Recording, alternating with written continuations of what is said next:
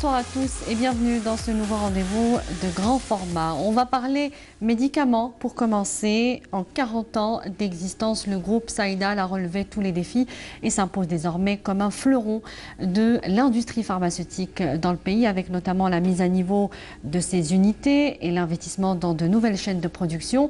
Le groupe ambitionne désormais de doubler sa production de médicaments. C'est un reportage de Amel Bourakba.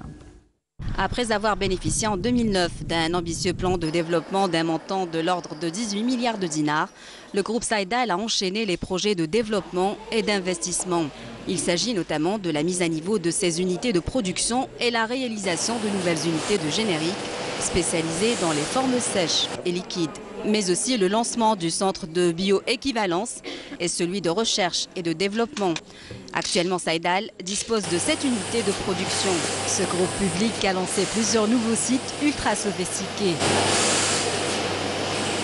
Ces nouvelles unités sont en phase de validation des lots.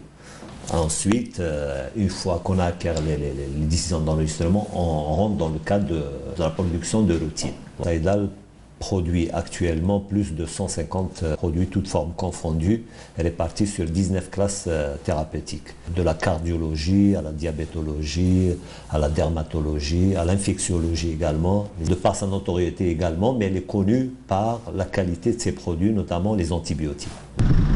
Parmi ces nouvelles unités, celle de Zmilli, ultra moderne, elle est dotée d'équipements de dernière génération et compte un personnel hautement qualifié. Conçue au diapason des normes internationales, cette unité représente à juste titre un acquis pour l'industrie pharmaceutique algérienne. Le processus de fabrication du médicament est minutieux, respect scrupuleux du dosage, contrôle rigoureux de la matière première au produit fini. Le nouveau site El Harrach, il est conçu dans le cadre de la politique de Saïdal de lancer le nouveau site et la mise à niveau des anciens sites. La capacité du site est de 40 millions d'unités en 1x8. Le site est spécialisé dans la forme sèche, gélule et comprimée. L'année 2019 s'annonce prometteuse pour le groupe Saïdal. Sa capacité de production actuelle est estimée entre 120 à 130 millions d'unités ventes. Il ambitionne d'atteindre les 250 millions. Pratiquement, on va doubler notre capacité de production. Ces capacités ne sont pas réservées qu'au marché algérien, mais nous visons également les marchés internationaux, plus exactement les pays africains et les pays arabes. Premier producteur de générique au niveau national, ce groupe s'est engagé dans plusieurs projets de partenariat avec de nombreux laboratoires pharmaceutiques de renommée internationale. Il compte lancer prochainement des médicaments anti-cancer. Il y a des partenariats qui sont en cours, notamment dans le cadre de projets anticancéreux, mais également un projet avec les Émiratis. La JV, ce qu'on appelle la joint venture, elle a été créée dans ce sens-là, pour pouvoir investir la gamme anticancéreux. Actuellement, nous sommes à la recherche d'un partenaire technologique. Il faut savoir que cette gamme, ça demande une technicité en matière de maîtrise de process et certaines exigences en termes de production. Fleuron de l'industrie pharmaceutique nationale, Saïdal s'est pleinement impliqué dans la préservation de l'environnement. Le site El Harrach est doté d'une station de traitement des effluents selon les exigences de la réglementation algérienne. Autant d'atouts qui font de ce groupe pharmaceutique public une entreprise citoyenne résolument engagée dans la stratégie des pouvoirs publics afin de répondre à la demande nationale en matière de médicaments et réduire la facture des importations.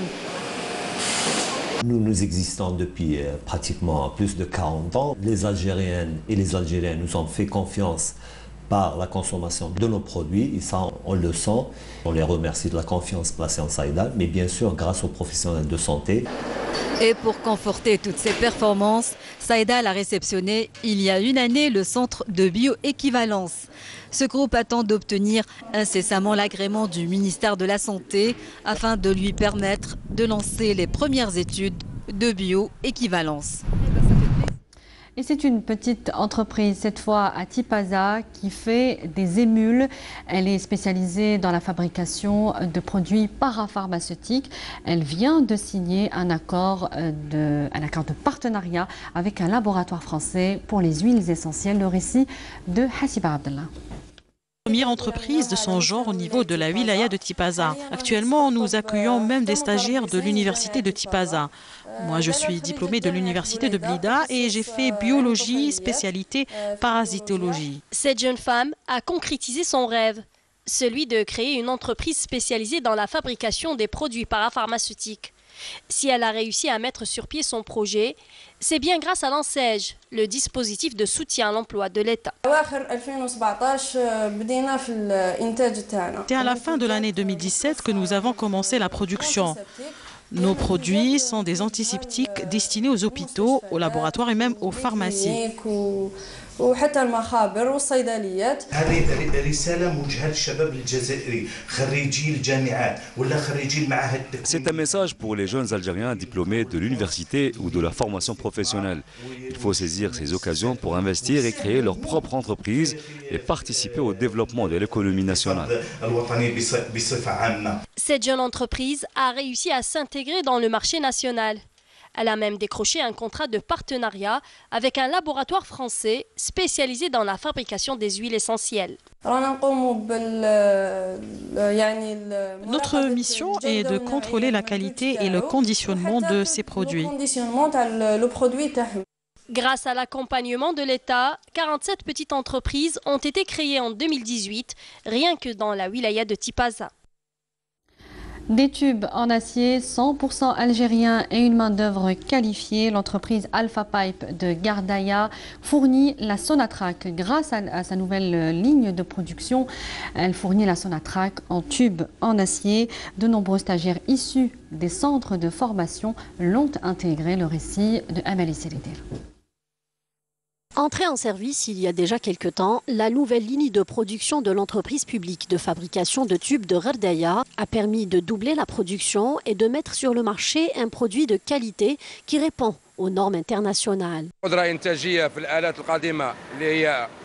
Auparavant, avec les anciennes machines, on produisait 100 000 tonnes. Actuellement, nous sommes à 200 000 tonnes grâce à la nouvelle ligne de production avec une nouvelle technique de soudage. On fabrique actuellement une certaine épaisseur de tubes qu'on importait de l'étranger. Et maintenant, grâce à cette nouvelle ligne de production, notre produit répond aux normes internationales. L'entreprise fabrique des tubes en acier de plusieurs calibres, avec une main-d'œuvre qualifiée 100% algérienne. Elle offre également la chance aux stagiaires des centres de formation de la région d'acquérir de l'expérience. J'ai suivi une formation de tourneur-fraiseur et cela fait 3 mois que je suis en stage dans cette entreprise où j'ai beaucoup appris. Nous allons suivre un stage d'1 année ici à Alpha Pipe où nous allons apprendre beaucoup de choses. Plus de 150 stagiaires suivent une formation au niveau de notre entreprise dans différentes spécialités, fraisage, tournage, génie mécanique et soudage. Il s'agit d'un programme tracé par la wilaya. Grâce à la nouvelle politique mise en place, l'entreprise algérienne de fabrication de tubes en acier concurrence les entreprises étrangères. D'ailleurs, elle alimente la Sonatrach en pipeline. Et voici à présent le portrait de Reda. Il est à la tête d'une entreprise de crédit en sèche spécialisée dans les produits d'entretien ménager. La rigueur, notamment dans le contrôle de qualité de ces produits, lui a permis de les placer dans des marchés internationaux. Il a déjà conquis les Tunisiens. Le reportage est signé Bouchra Boli. Spécialisée dans les produits d'entretien ménager, cette entreprise exporte depuis déjà 4 ans une large gamme de produits vers la Tunisie. Elle est même parvenue à exporter 80 références sur les 100 qu'elle produit. Nous exportons actuellement et depuis 4 ans vers la Tunisie. Donc au jour d'aujourd'hui, nous sommes à peu près sur des volumes de 60 tonnes annuels.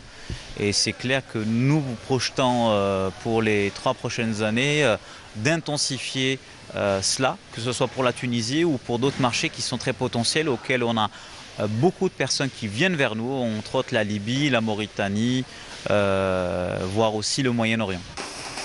S'ouvrir sur d'autres marchés, c'est l'ambition de cette société en pleine expansion qui a orienté sa stratégie globale vers l'export. La limitation d'exportation en fait est est une opportunité pour tout acteur local. Mais nous, dès le départ, en fait, c'est ça que nous sommes partis sur une exigence. C'est d'arriver à une qualité supérieure, voire égale aux produits importés, afin en fait de pouvoir demain pallier à ce risque-là de produits, je dirais, soi-disant de qualité, parce que nous sommes algériens et nous pouvons faire des produits similaires, voire meilleurs à ces produits qui sont importés. Pour ce faire, l'entreprise est dotée d'un laboratoire de recherche et de développement qui propose des produits conformes aux normes internationales. Par ailleurs, des contrôles de qualité sont effectués durant tout le processus de production. On a 4 étapes de contrôle. Donc, le premier contrôle, il se fait à l'arrivée de la matière première, donc contrôle matière première. Le deuxième contrôle, il se fait au niveau du produit semi-fini, donc qui est contrôlé. Un troisième contrôle qui se fait au niveau de la production. Et le dernier contrôle, il se fait au niveau du produit fini. Avant expédition au client, donc il y a un autre contrôle qui est fait. Et tout ça pour assurer une conformité, on va dire, à 100% de notre produit. En dépit de la qualité de ces produits, l'entreprise peine à les exporter vers d'autres continents, en raison notamment des coûts élevés de la logistique. Récemment, on a eu des propositions pour d'exportation vers la France. Et le client, en fait, les deux clients ont demandé des cotations pour une palette. C'était une expérience, enfin ils ne connaissaient pas le produit, on devait démarrer avec une toute petite quantité. Le coût du transport était égal en fait au coût de la palette, excessivement cher. Face aux obstacles et aux difficultés, l'entreprise ne baisse pas les bras et continue de prospecter pour partir à la conquête d'autres marchés. Et en parlant de production nationale, les activités commerciales du port de Djenjen à Djidjel connaissent une bonne croissance depuis quelque temps, grâce notamment à la disponibilité de la logistique qui permet de booster les exportations vers les marchés internationaux. Le reportage est signé Saïda Mayouf. Le port de Djenjen à Djidjel, un des plus grands ports commerciaux en Algérie avec une superficie dépassant les 40 hectares, mise désormais fort sur les exportations hors hydrocarbures et ce compte tenu de la baisse enregistrée en matière d'importation de véhicules. Malgré la diminution des marchandises à l'importation, le port a connu une augmentation de 10% par rapport à l'année passée, vu l'augmentation de la marchandise à l'export. Le port de Djenjen a mis à la disposition des exportateurs l'ensemble des commodités pour augmenter leur capacité et avoir un rendement favorable à l'export. Actuellement, nous avons exporté via le port de Djenjen une quantité, on va terminer avec 450 000 tonnes du clinker. Pour l'année prochaine, on aura, Inch'Allah, vers 2,5 millions de tonnes du clinker. L'entreprise portuaire de Djenjen compte ainsi réaliser des chiffres d'affaires records dans les échanges commerciaux en offrant de nombreuses facilitations à ses partenaires versés dans les opérations d'exportation, notamment le ciment et le liège. C'est la 7e opération d'exportation.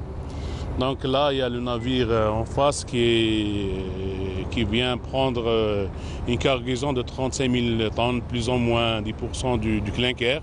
Cette cargaison, elle est à destination de la Côte d'Ivoire. L'entreprise portuaire, elle est là, elle nous assiste, elle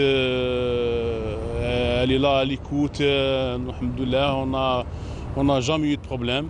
On est des exportateurs de granulés et de liège. On a commencé la première opération sur le port de Djenjen à partir de fin d'octobre, avec une quantité de 195 tonnes vers le Portugal. On a choisi le port de Djenjen parce qu'on a trouvé des facilitations extraordinaires avec l'administration douanière et la PAF et même les services des phytosanitaires. La seule chose qui nous a plu ici sur le port de Djenjen, c'est que les responsables du port de Djenjen, ils ont fait une opération pilote. Ça veut dire le problème de la logistique. Et ils prennent en charge tous nos produits. La croissance du port de Djenjen est ainsi impulsée par les exportations hors hydrocarbures, une option qui s'inscrit en droite ligne avec les orientations des pouvoirs publics afin de booster l'économie nationale. Mila, wilaya à forte vocation agro-pastorale. Elle alimente d'ailleurs 6 wilayas voisines en lait cru. Justement, on s'intéresse à une laiterie qui produit environ 60 000 litres jour. Et grâce à cette production importante, elle a ouvert une unité fromagère. À nouveau, Saïda Mayouf. La laiterie Amani dans la commune de Ouedseguine à Mila est un bel exemple d'un investissement privé créé en 2012. Sa capacité de production atteint aujourd'hui 60 000 litres jour de lait cru dans un process où la norme de la qualité est rigoureusement respectée. On conditionne le lait en sachets, des sachets en polyéthylène de 1 litre. On fait la fabrication du lait entier avec 30 de matières grasses, du lait demi-écrémé de 15 grammes par litre de matière grasse et on fait aussi du lait totalement écrémé. On fabrique aussi là du ben de 10 grammes par litre. Nous sommes de père en fils, flah.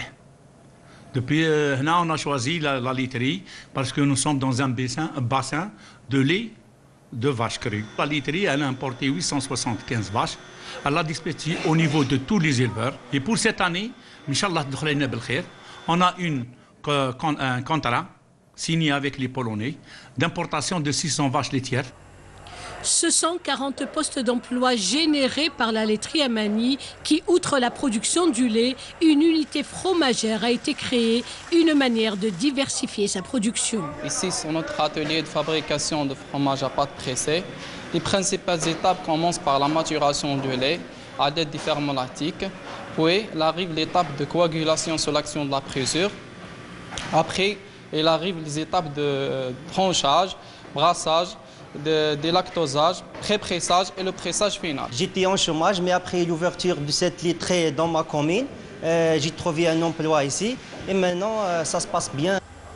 La wilaya de Mila est sans conteste un des plus importants bassins laitiers dans la région et vu son caractère agropastoral, les potentialités en la matière sont énormes. La wilaya dispose d'un cheptel de plus de 45 000 vaches laitières avec une production annuelle de 134 millions de litres. Une production qui alimente également une partie de 6 wilayas limitrophes. Donc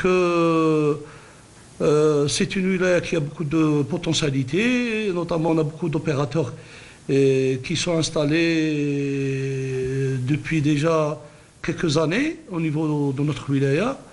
Donc je dirais que cette filière elle a de l'avenir. La pérennité de la filière lait et son indépendance progressive vis-à-vis de l'importation de la poudre de lait passe inévitablement par l'intégration du lait cru. Et sauriez-vous reconnaître un bon miel d'un faux? Certains croient le pouvoir, tout simplement à son goût ou à sa couleur. Il est pourtant bien plus complexe d'évaluer la qualité d'un miel.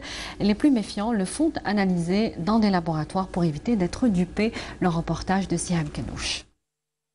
Du miel pour la santé sont connus depuis les temps les plus anciens. Il est d'ailleurs l'aliment le plus utilisé en pharmacopée depuis les plus anciennes civilisations. De nos jours, cet aliment connaît toujours une très grande demande. Mais en fait, qu'est-ce qu'un bon miel? C'est à l'Institut technique de l'élevage à Alger que nous avons rencontré Jinan Houdaib, docteur vétérinaire. Alors, je suis docteur Jinan Houdaib, je suis vétérinaire et ma principale fonction, c'est de travailler sur l'analyse physico-chimique du miel et l'analyse pollinique du miel algérien principalement. Le docteur peut donc nous expliquer l'origine florale de nos miels et nous expliquer aussi que la couleur du miel dépend en réalité des fleurs que l'abeille a butinées, comme ce miel cristallisé très blanc, une preuve que l'abeille a butiné de la moutarde des champs. Oui, mais dans ce labo, la spécialiste découvre aussi des substances qui n'ont rien à voir avec le miel. Mais celui-là, c'est un faux miel, ou alors c'est un miel qui a été adultéré, c'est-à-dire auquel on a rajouté peut-être du sirop. En faisant le dosage de l'HMF, nous avons découvert un taux 1000 fois plus élevé que la norme, qui est inférieur à 40 mg par kilogramme au niveau du bassin méditerranéen. Le laboratoire de l'ITEV travaille principalement avec les apiculteurs, certes, afin d'analyser leur récolte de miel et d'étudier les différents paramètres tels que la tenue en eau, l'acidité et le taux de HMF qui déterminent la qualité du miel. Et vous savez que l'Algérie a un climat tempéré et pour cela, nous nous basons sur des normes du bassin méditerranéen, des normes qui viennent du Codex Alimentarius et même des normes algériennes puisque nous avons aussi, nous essayons de normaliser les normes du miel algérien. Donc on a découvert que le taux d'HMF est très élevé, par conséquent on a conclu que ce n'était pas du miel, même si c'est un miel extrêmement vieux ou alors c'est un miel auquel on a rajouté du sirop. Et généralement, c'est surtout des gens, c'est monsieur et madame tout le monde qui viennent parce qu'ils ont peur de consommer n'importe quoi et ils viennent faire analyser leur miel avant de le consommer ou de l'acheter. L'Institut technique de l'élevage est doté d'un laboratoire bien équipé dans lequel le miel algérien est analysé, mais aussi le miel importé qu'on retrouve sur nos étals. Et c'est la fin de ce grand format. Merci à vous tous de l'avoir suivi. On se retrouve dès la semaine prochaine pour un nouveau rendez-vous. Bonsoir.